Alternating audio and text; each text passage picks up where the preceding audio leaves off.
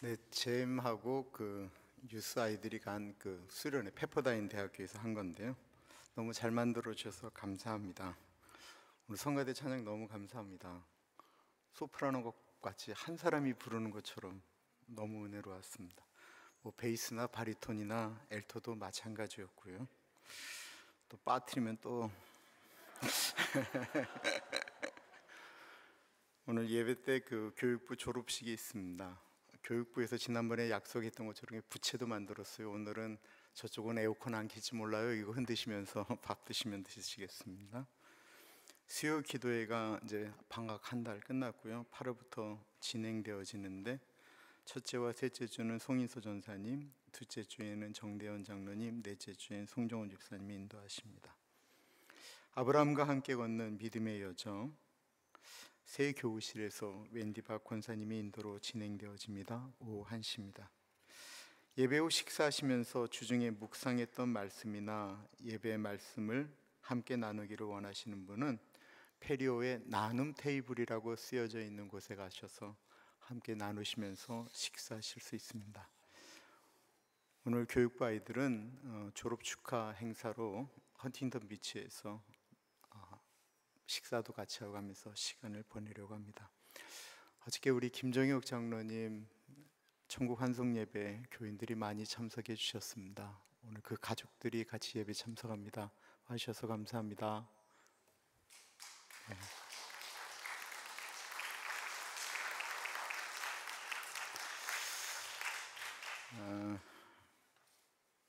먼저 물어보실까 봐요.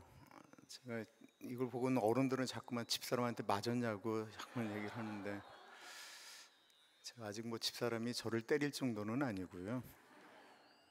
제가 어디 부딪혔습니다. 제가 먹는 약들이 이렇게 피를 묽게 하는 약들이 때문에 이렇게 부닥치면 이렇게 멍이 들어요. 멍이 들고, 그래서 여기저기 멍이 들고 또 부닥치면서 잘못 넘어진 것 같아요. 그래서 제가 좀 걷는 것이 조금 어렵습니다.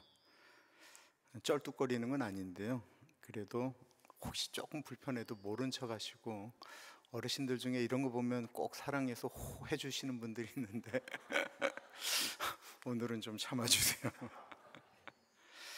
하나님께서 오늘 우리에게 주시는 말씀은 에스겔 12장 1절에서부터 16절 말씀입니다. 하나님의 말씀을 받들어 봉독할 때에 살아계신 하나님의 음성을 들으시기 바랍니다.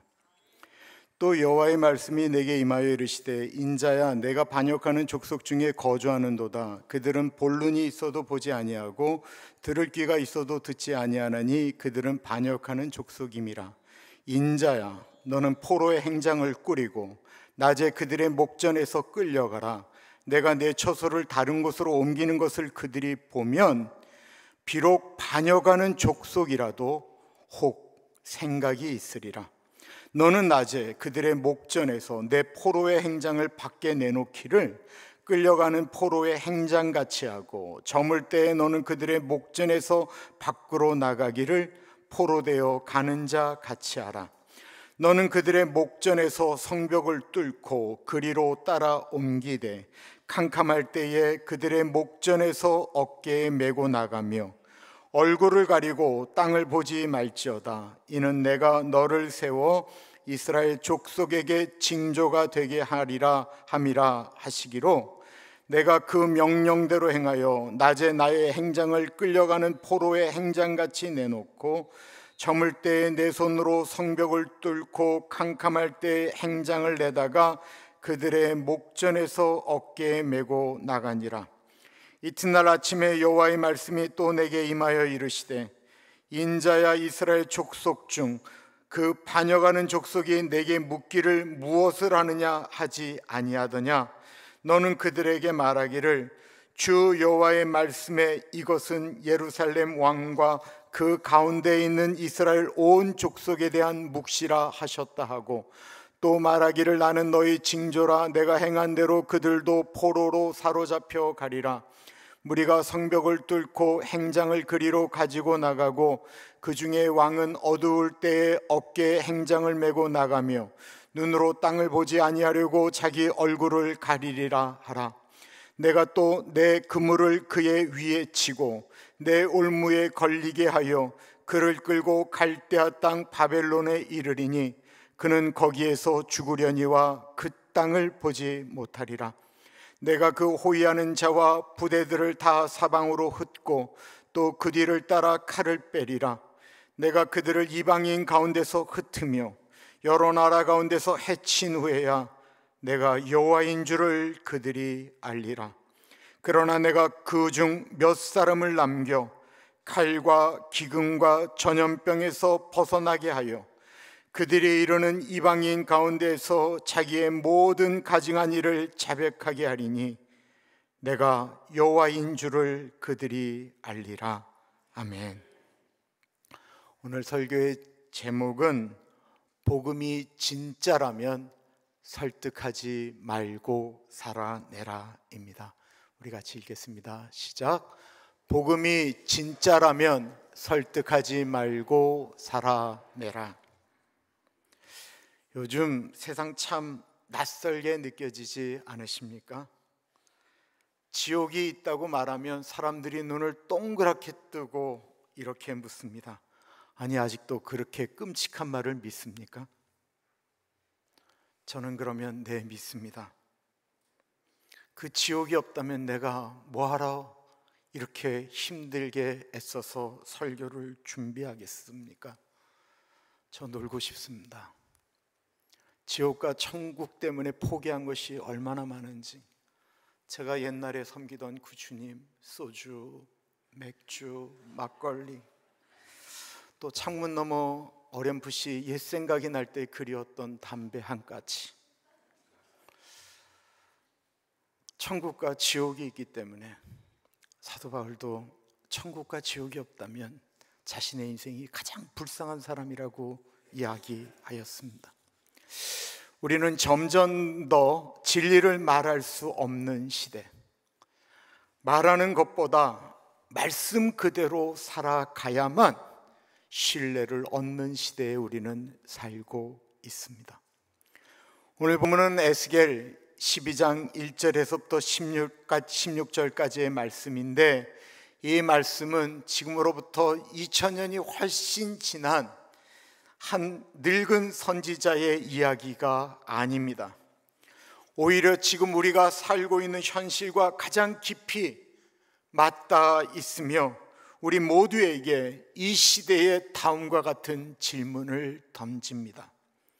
당신은 지금 무엇을 보고 있습니까? 당신은 지금 무엇을 듣고 있습니까?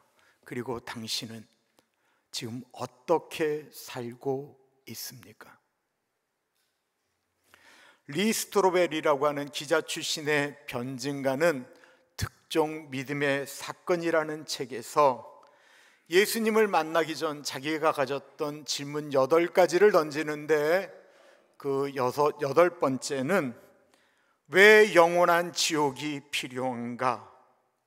라는 것이었는데, 이 질문 앞에 많은 분들이 멈추지요. 어떻게 사랑의 하나님이 그 끔찍한 지옥을 만들 수 있느냐라고 하는 그 생각은 꽤나 설득력이 있습니다. 그러나 그 질문은 성경의 권위를 인정하지 않기 때문에 생겨나는 의문입니다. 지옥이 없다면 왜 예수님이 십자가를 지셨겠습니까? 오늘날엔 신학자들조차 지옥을 부정합니다. 모두가 천국에 갈 것입니다. 이 말은 달콤하지만 성경은 그렇게 말하고 있지 않습니다. 성경은 지옥이 있고 천국이 있고 심판이 있다라고 말씀하고 있습니다. 다시 여쭙습니다. 우리는 지금 어떻게 살아가고 있습니까? 에스겔의 시대는 어땠을까요? 설마 우리가 망하겠어? 하나님의 성전이 있는데, 우리가 예배를 드리고 있는데, 이스라엘 백성들은 그렇게 말을 하자 하나님은 에스겔을 통해서 말씀하셨습니다. 말로 안 들으니까 네가 보여주어라.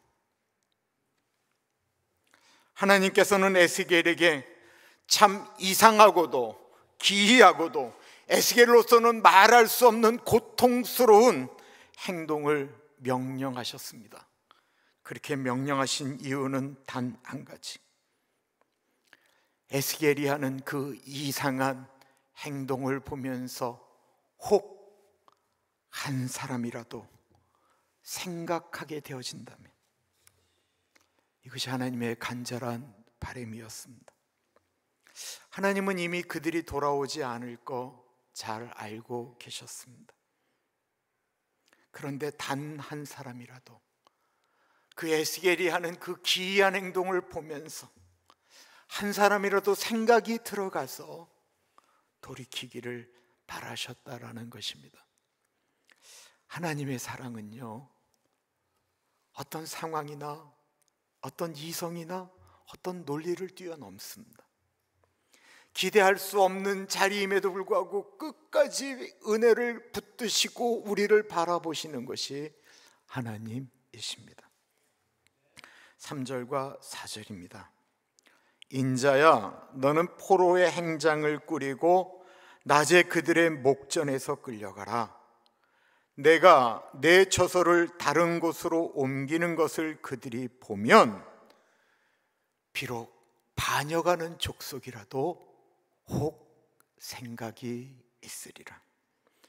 너는 낮에 그들의 목전에서 포로의 짐을 밖에 내놓고 저물 때에 밖으로 나가기를 포로되어 가는 자 같이 하라.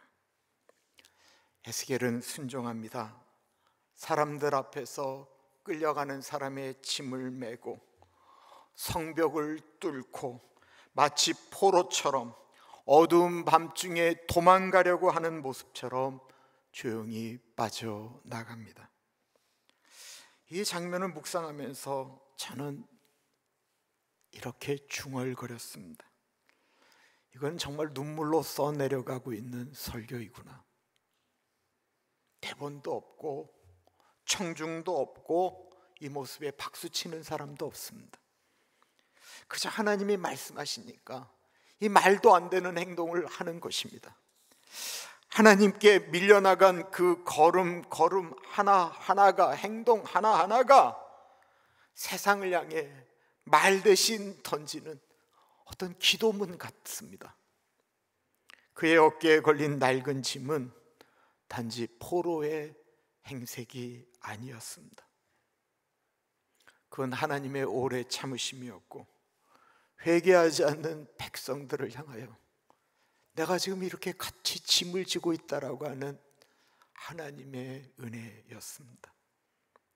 사람들은 에스겔을 미쳤다라고 말합니다. 그러나 하나님은 에스겔을 통해 나타나실 징조를 보여주신 것입니다. 에스겔의 손짓, 에스겔의 침묵, 그의 땅을 보지 않는 눈동자 속에 다가올 심판의 무게가 느껴지는 것입니다. 에스겔은 설득하지 않았습니다. 그는 하나님의 명령대로 살았습니다. 그의 삶이 메시지였고 그의 순종은 세상을 향한 말없는 외침이었습니다. 에스겔서에는 5가지 상징 행위가 등장을 합니다. 에스겔서 4장에 예루살렘이 포위되는 장면, 그리고 포위가 되면 에스겔서에서 기근이 일어나고 사람을 잡아먹는 이야기들, 그리고 에스겔서 5장에는 에스겔이 점령당하는 것, 그리고 12장에는 오늘 본문이 유배되어지고 예루살렘이 황폐되어지는 5가지 장면들을 에스겔은 자기의 몸으로 보여줍니다. 이 모든 것은 연극 같은 것인데 예루살렘에서 실제로 일어나는 일입니다. 13절 말씀은 정말 소름이 끼칠 만큼 정확하게 말씀하고 있습니다. 13절 우리 같이 읽겠습니다. 시작. 내가 또 내 그물을 그 위에 치고 내 올무에 걸리게 하여 그를 끌고 갈대아 땅 바벨론에 이르리니 그가 거기에서 죽으려니와 그 땅을 보지 못하리라. 예루살렘 왕 시드기야는 이 에스겔이 한 것처럼 밤에 몰래 성벽을 뚫고 도망가려다가 붙잡혔습니다. 그리고 그의 2 눈이 바벨론 군사위에서 뽑히게 되고, 그는 바벨론으로 끌려갔는데 바벨론 땅을 보지 못하는 것입니다. 그리고 그 땅에서 죽었습니다. 에스겔이 했던 기이한 모습들은 하나님께서 이 땅에 드러나실 모습이었습니다.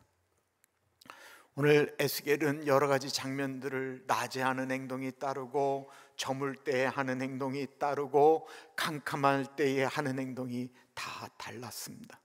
시간대별로 하나님께서 에스겔에게 이때는 이렇게 저렇게 하라고 말씀하고 계십니다. 이 에스겔의 행위에, 시간대마다 달라지는 에스겔의 행위에는 중요한 메시지가 있습니다. 그것은 하나님은 밝은 낮에도, 해가 저무는 저녁에도, 그리고 캄캄한 밤에도 멈추지 않으시고 말씀하고 계신다라는 것입니다. 기회를 주시고 또 주십니다. 그러나 회개의 때가 영원하지 않다라는 것입니다. 어느 순간 그 밤은 영원히 닫히게 됩니다. 그것이 오늘 우리에게 주시는 경고입니다.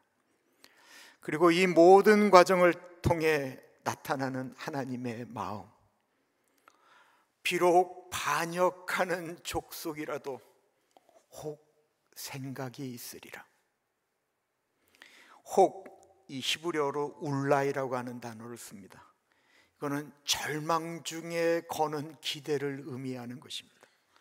돌아오지 않은 것을 뻔히 아시면서 하나님은 단 한 사람이라도 혹 생각으로 돌아오실까 기다리고 있습니다. 오늘도 하나님은 우리를 통해 말씀하고 계십니다. 혹 생각이 있으리라. 혹시 오늘 설교를 들으면서 나는 아직 너무나도 부족한데 라고 느끼시는 분이 계신다고 한다면 괜찮습니다. 하나님은 그 마음, 그 생각을 보시고 그 느릿한 걸음을 기다리십니다. 혹 이 설교를 듣는 분 중에 나는 이제 나의 삶을 바꾸겠다라는 생각이 든다면 그것은 성령님께서 그분의 마음을 두들기고 계시는 것입니다. 혹 우리가 하는 복음의 몸짓에 어떤 사람의 마음속에 왜 저 사람은 저렇게 늘 져주고, 왜 저 사람은 저렇게 낮아지고, 왜 저러고 살까? 혹 그 생각이 들게 만든다라고 한다면 그것은 삶으로 전달하는 복음의 북소리입니다. 그러므로 오늘 본문에 말씀하시는 혹 생각이 있으리라고 하는 이 말씀은 지금도 우리를 향하여 기다리고 계시는 하나님의 사랑과 은혜입니다. 오늘 이 시대도 다르지 않습니다. 아무리 외쳐도 이제 사람들은 듣지 않습니다. 지옥이 있다고 말하면 비웃습니다. 예수만이 구원이라고 한다면 예수쟁이들은 너무 편협하다라고 말을 합니다. 기도하고 밥 먹는 것 자조차 사람들 앞에서 부끄러운 시대를 우리는 살고 있습니다. 우리가 복음을 말로만 전한다고 한다면 세상은 과연 그 말을 들을까요? 교회는 점점 신뢰를 잃어가고 있습니다. 미국 갤럽 조사 올해 2025년에 따르면 미국 성인의 36%만이 교회에 대해서 많은 신뢰를 가지고 있다라고 이야기하였는데 1970년대에는 65%가 교회에 대한 절대적인 신뢰를 가지고 있다라고 대답하였었습니다. 지금은 그 절반 수준입니다. 말씀은 선포되고 있지만 사람들은 신뢰하지 않습니다. 교회는 말하고 있는데 세상은 교회를 외면하고 있습니다. 왜 그럴까요? 우리가 분명히 말은 하는데, 우리가 세상의 소망은 예수 그리스도라고 이야기하는데, 우리의 구원은 십자가밖에 없다라고 이야기하는데 우리가 그렇게 살지 않기 때문은 아닐까요? 사람들은 묻습니다. 정말 예수님이 구원입니까? 그렇다면 그 예수의 사랑을 당신이 좀 삶으로 보여주십시오. 세상은 말보다 삶을 보고 싶어 합니다. 그렇다면 우리가 이 시대 속에서 복음을 살아내기 위해서 어떻게 행동해야 될까요? 5가지 실천 사항을 나누고자 합니다. 첫 번째, 말보다 삶으로 복음을 전해야 합니다. 진짜 믿음을 보여주는 건 말이 아니라 생활 속의 태도입니다.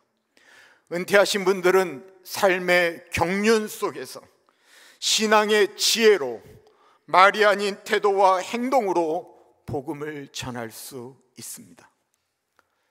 나이 들었는데도 깍듯하게 하는 인사, 따뜻한 격려 한마디, 손주에게 들려주는 신앙의 이야기가 아이들에게 복음의 씨앗이 될 것입니다. 직장을 다니시는 분들은 기도하고 밥 먹는 사람, 정직하게 일하는 사람, 손해를 감수하는 사람이 되는 것, 그 행동 하나하나가 설득보다 강한 설교입니다. 두 번째, 순종의 불편함을 감수해야 합니다. 익숙하고 편안한 신앙의 틀에서 벗어날 용기가 필요합니다. 기도하라 하시면 기도하고, 용서하라고 하면 용서하고, 주라 하시면 아낌없이 내어주는 것, 이 모든 순종은 말보다 강한 복음의 언어입니다. 세 번째는 불편한 진리를 외면하지 말아야 합니다. 지옥, 죄, 심판이라는 단어들이 이제는 교회 안에서 사라지고 있습니다. 하지만 그것이 바로 복음의 출발점입니다.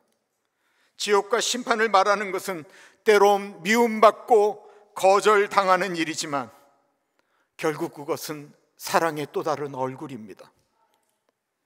네 번째는 작은 실천으로 복음을 보여주어야 합니다. 마틴 초등학교 야드셀과 같은 구체적인 섬김은 교회가 아직 복음을 삶으로 보여주고 있다고 하는 명확한 증거입니다. 누군가를 향한 식사 한 끼 대접, 안부 전화 한 통, 병문안 한 번, 이 모든 것이 우리의 삶으로 연주하고 있는 복음의 따뜻한 울림입니다. 다섯 번째, 가정에서 예수의 향기를 나타내야 합니다. 예배 식사 시간에 기도하지 않는 식탁은 타지 않는 벽난로와 같습니다. 저도 요즘은 식사할 때 기도 소리가 점점 줄어드는 것을 제 스스로 느낍니다. 어릴 적에 아버지가 온 가족을 불러놓고 식사하시면서 그 떨리는 음성으로 복의 근원 하나님 아버지라고 하며 기도하였던 그 기도의 모습이 요즘 그렇게 떠오릅니다. 그 기도가 저의 지금 제 삶을 지탱하고 있는 줄 이제야 깨닫게 됩니다. 자녀와 손주들에게 신앙의 유산을 전하고 배우자와 부모님을 존중하고 섬기며 식탁 앞에서 기도하는 모습, 이것이 다음 세대의 복음을 전하는 가장 강력한 행동 있는 설교입니다. 세상은 교회를 향해 묻습니다. 당신들이 말하는 하나님은 정말 살아계십니까?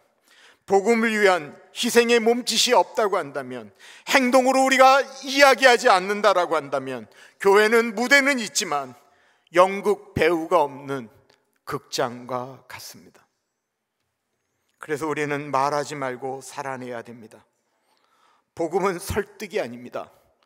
때로는 어깨에 짊어지고 가야 되는 너무나도 무거운 짐일 수도 있고, 다친 사람의 마음을 열리지 않는데도 계속해서 두들기고 있는 아픈 손가락일 수도 있습니다. 그러나 우리의 그 모습들은 이 세상을 향해 하나님이 살아계심을 드러내는 정말 강력한 그러나 조용한 증언이 될 것입니다. 그래서 세상이 마침내 이렇게 고백하도록 만듭시다. 가나안 교인들, 저 사람들 저거 뭐지? 왜 저 사람들은 저렇게 따뜻하고 왜 저 사람들은 삶의 모습이 저렇게 진지하지? 당신 요즘 뭐 잘못 먹었어? 왜 요즘 이렇게 다정해졌어? 아이들이 엄마, 아빠가 좀 이상해졌어. 그리고 그 모든 말 끝에 혹시 진짜 하나님이 살아계신 것은 아닐까? 이 고백이 우리의 순종과 사랑의 걸음걸음을 통해서 이 땅 가운데, 우리 주변 가운데, 우리 가족 가운데 울려 퍼지기를 간절히 축원합니다. 기도하겠습니다. 참으로 존귀하신 하나님 아버지, 에스겔의 순종을 통해 주님의 마음을 보게 하시니 감사합니다. 우리의 미지근한 신앙을 회개합니다. 말이 아니라 행동으로, 변명보다는 순종으로, 논쟁보다는 사랑으로 복음을 살게 하옵소서. 지옥이 불편하다라고 외면하지 않게 하시고 진리를 부끄러워하지 않고 살아가게 하옵소서. 기도 없는 식탁이 아닌 신앙의 불씨가 살아있는 가정이 되게 하시고 말뿐인 오렌지 가나안 장로교회가 아니라 하나님을 증언하는 교회가 되게 하여 주옵소서. 오늘 주님께서 혹 생각이 있으리라. 오늘 우리가 그 생각이 있는 그 한 사람이 되게 하여 주옵소서. 복음이 진짜라면 이제 말하지 않고 살아내는 힘과